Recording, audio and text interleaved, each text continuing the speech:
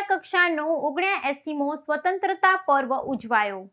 સાવલીમાં જિલ્લા કક્ષાના 79મા સ્વતંત્રતા દિવસની ભવ્ય ઉજવણી જિલ્લા સમાહર્તાના વરદ હસ્તે સ્થાનિક ધારાસભ્યની ઉપસ્થિતિમાં કરાઈ। દેશપ્રેમની શુભ ભાવના સાથે 15મી ઓગસ્ટના શુભ દિને દેશભરમાં સ્વતંત્રતા દિવસની ઉજવણી દેશપ્રેમ દેશભક્તિની ભાવના સાથે આદરપૂર્વક કરાય છે।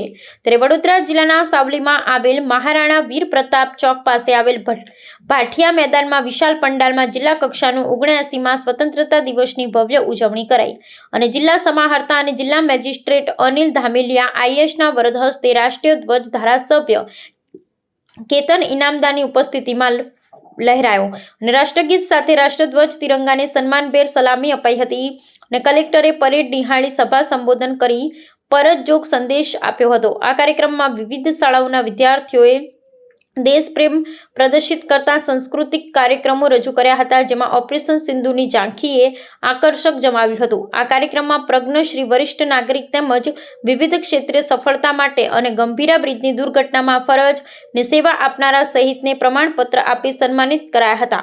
કાર્યક્રમ સંપન્ન થયા બાદ કલેક્ટર સહિતે વૃક્ષારોપણ કરાયું હતું। આ પ્રસંગે જિલ્લા કલેક્ટર અનિલ ધામેલિયા, ધારાસભ્ય કેતન ઇનામદાર, પ્રાંત અધિકારી રોનક શાહ, તાલુકા વિકાસ અધિકારી માધુરી પટેલ, મામલતદાર જિગ્નેશ પટેલ, નગરપાલિકા ચીફ ઓફિસર પ્રમુખ, નગર સેવક સાવલી નગર તાલુકા જિલ્લાના પદ અધિકારીઓ, કાર્યકરો, હોદ્દેદારો ઉપસ્થિત રહ્યા હતા। આજના 79મા સ્વાતંત્ર્ય દિવસની વડોદરાવાસીઓ અને સાવલીવાસીઓને ખૂબ ખૂબ શુભકામનાઓ।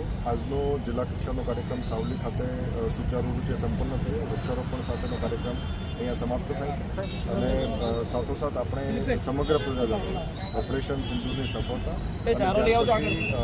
સમગ્ર દેશની અંદર ચાલી રહેલા વિવિધ રાષ્ટ્રભાવનાના કાર્યક્રમો હવે પછીનો કાર્યક્રમ સામાન્ય રીતે આપણે એક દિવસ માટે નથી મનાવતા, એમના બદલે સમગ્ર પખવાડિયા દરમિયાન તિરંગા યાત્રાથી શરૂઆત કરીને સ્વચ્છતા અભિયાન સાથે આજનો સ્વતંત્ર દિવસની ઉજવણી સાથે સમાપન થાય છે।